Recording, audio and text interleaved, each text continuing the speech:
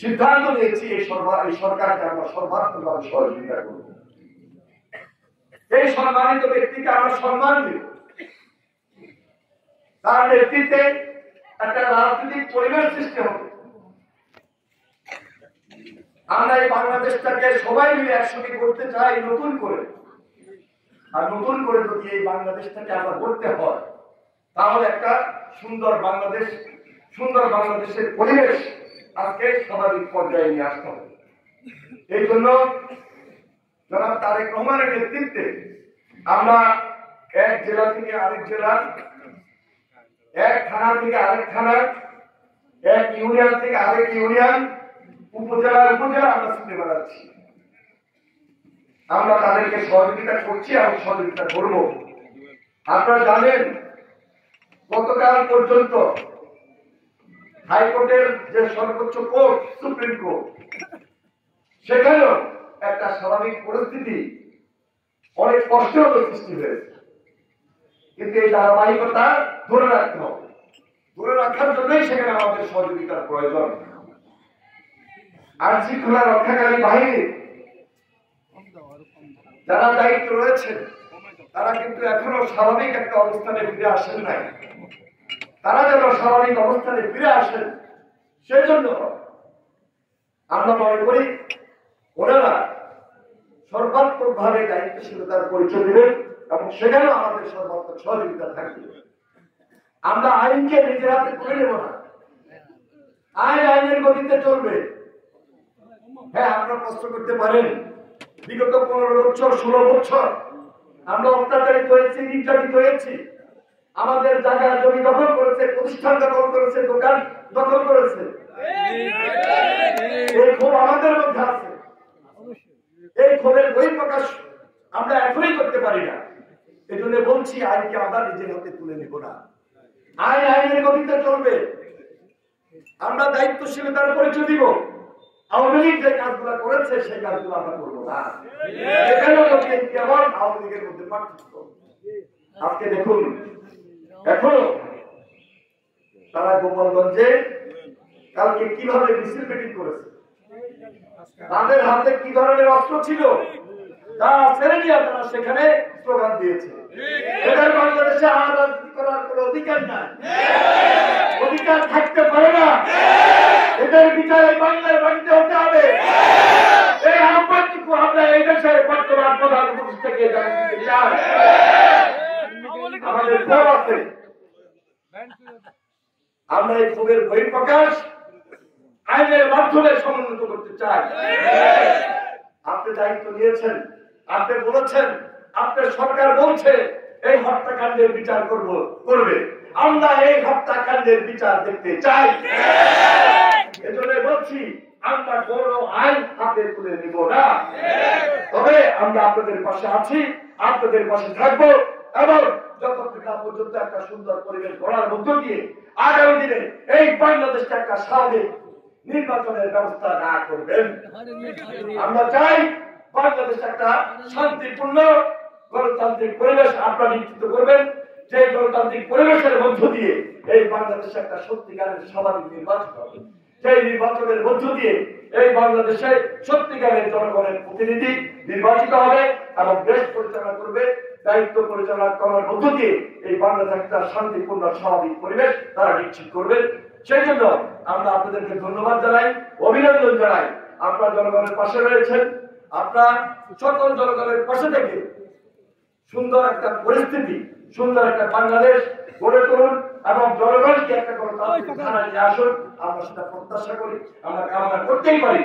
যেজন্য আমরা বিগত দিনে আন্দোলন করেছি, সংগ্রাম করেছি, লড়াই করেছি আমার অধিকার প্রতিষ্ঠিত করার জন্য, আমার গণতান্ত্রিক অধিকার প্রতিষ্ঠিত করার জন্য। আর এই জন্য জীবন দিয়েছেন এই শহীদ হামিদুর রহমান মজুমদার সাদমান। সাদমানের স্বপ্ন ছিল, যদি স্বপ্ন না থাকতো, সেই স্বপ্নের জোয়ারে সে বেসে গিয়েছে, সে রাজপথে নেমেছে, সে লড়াই করেছে, সে সংগ্রাম করেছে, বঙ্গভবনের দিকে এগিয়ে গেছে। যখন বঙ্গভবনের দিকে এগিয়ে যায় তখনই তার উপর হামলা হয়, তার উপর অত্যাচার হয়, সে গুলির সামনে বুক পেতে দিয়েছে। এই জন্য বলছি, আজকে এই সালমান সে একজন জাতীয় বীর, জাতীয় বীরের মর্যাদায় সে অধিষ্ঠিত হয়েছে। এটা আমরা মনে করি এই এলাকার জন্য গর্বের ব্যাপার, তার পরিবারের জন্য শুধু কষ্টের ব্যাপার নয়, এখানে গর্ব জড়িত, এখানে ইতিহাস জড়িত। এই ইতিহাস সারাটি জীবন স্বর্ণাক্ষরে লিখিত থাকবে এই পরিবারের নাম, এই সালমানের নাম। আমরা তাই মহান আল্লাহ তাআলার প্রতি আবারও নিবেদন করছি, আল্লাহ তাআলা যেন তাকে বেহেশত নসিব করেন। আমি তার প্রতি সর্বোচ্চ সম্মান প্রদর্শন করে আমার বক্তব্য এখানে শেষ করছি আজকের এই সভা থেকে। খোদা হাফেজ। বাংলাদেশ জিন্দাবাদ, জাতীয়তাবাদী দল জিন্দাবাদ, শহীদ জিয়া অমর, দেশনেত্রী বেগম খালেদা জিয়া জিন্দাবাদ, আগামী রাষ্ট্রনায়ক জনাব তারেক রহমান জিন্দাবাদ জিন্দাবাদ। আমি একটু আবারও বলছি, আমাদের প্রিয় নেতা মনির হক চৌধুরী মঞ্চে উপস্থিত রয়েছেন।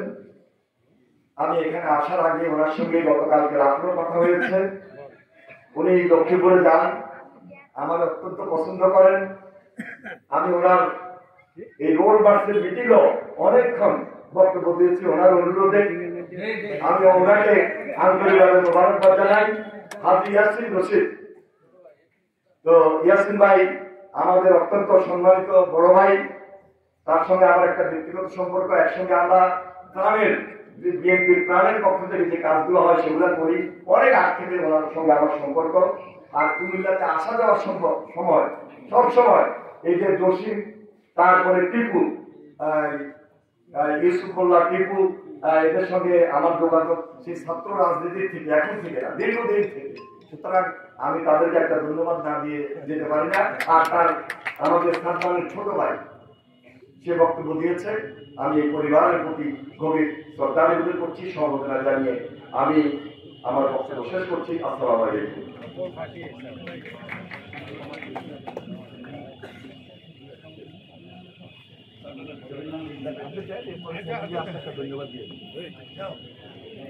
প্রিয় এলাকাবাসী, আজকে আমাদের বিভিন্ন ইউনিয়নের নেতৃবৃন্দ এখানে উপস্থিত হয়েছেন। সবাইকে পরিচয় করে দিতে পারছি না বলে আমরা দুঃখ প্রকাশ করছি। কিন্তু আজকে প্রোগ্রামে যারা সুন্দরভাবে ইভেন্ট আয়োজন করেছেন এবং সুন্দরভাবে শৃঙ্খলা রক্ষা করেছেন, সবাইকে আমরা দলের পক্ষ থেকে অভিনন্দন জানাই। প্রিয় বন্ধুগণ, শহীদ হামিদুর রহমান মজুমদার ঐতিহ্যবাহী ট্রিগল দল বাড়ির একজন সন্তান, যিনি 2024 সালে বাংলাদেশের ইতিহাস রচিত হবে, সেই গর্বের ইতিহাসে তার নাম স্বর্ণাক্ষরে লেখা থাকবে। প্রিয় বন্ধুগণ, প্রিয় ভাইয়া, আজকে এখন বক্তব্য রাখবে আমাদের প্রিয় নেতা, এই এলাকার মাটি মানুষের নেতা, যিনি গত কিছুদিন ধরে এই এলাকার বিভিন্ন শান্তি শৃঙ্খলা রক্ষা করার জন্য আমাদেরকে গালিগালাজ করে আমাদেরকে ঘুম খেতে দেন নাই। সেই আমাদের প্রিয় নেতা বিএনপি 4 বছরের উপরে জনাব নেতা মনির হক চৌধুরী এখন বক্তব্য রাখেন। জনাব নেতা মনির হক চৌধুরী।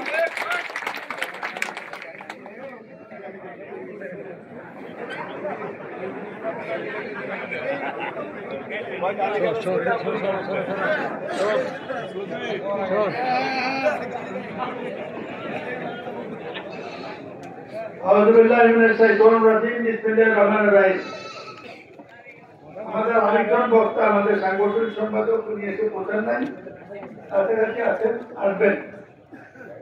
মধ্যে আমি যাই, আমার প্রিয় ভাই এমনি আগে বক্তব্য দিয়েছে, বক্তৃতা আগে বলতে চেয়েছে, সেগুলো প্রধান অতিথি বক্তৃতার পরে বক্তৃতা হওয়া উচিত। আর আমি তো আমার বক্তৃতা তো আপনারা শুনছেন। সভাপতি নেতৃবৃন্দ, এই বাড়িতে এসেছি আমি কমপক্ষে 50। এনায়েতের বাবা অর্থাৎ সালমানের দাদা, উনি ছিলেন আমার মামার বোন। আজকে এখানে যারা কম বয়সী তারা জানবে না, মুরব্বীরা জানবেন। আমার এখানে কেউ নাম করে রাখতো না, বলতো সাহেব বাড়ির ভাইয়া। আমার মামার বন্ধু ছিল এনায়েতের বাবা। এনায়েত রাজনীতি না করলো, আমার রাজনীতি শুরুতে সাহায্য করেছে। কিন্তু সালমানের বাবা আমার কর্মী ছিল। বিদেশে আছে, তারা এমনি প্রতিষ্ঠিত। যেমন করে হাদি ইয়াসিনের বাবা রাখেন, আমার মামা আমার ছোটকালে এক দাওয়াতে নিয়ে গেছিল। এই এলাকায় দোলা এলাকা হতে পারে, হাতকে চিৎকার করে না, নিয়ে আসো। কেউ চিৎকার করতে পারে, উনি এসে যাবে, খুব চালাক মানুষ, চিন্তা করে না। কেউ আটকাতে পারবে না, অসুবিধা নাই।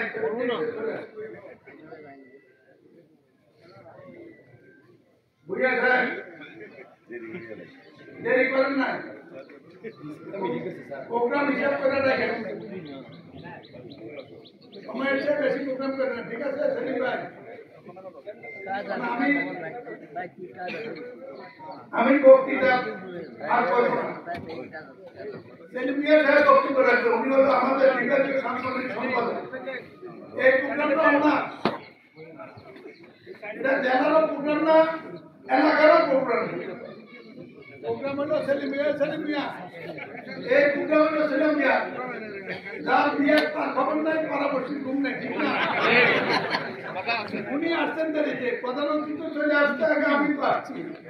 জেলার আহ্বায়ক দেশে বসে হয়েছে, সেলিম মিয়া অন্য দেশে আপনার বিচারে আজকে আমি দিলাম। এখন আমার জনগণের উদ্দেশ্যে আপনি বক্তব্য রাখেন, পরে আমি রাখবো। আমি উঠছি, এই জন্য আপনার সুযোগ রাখেন।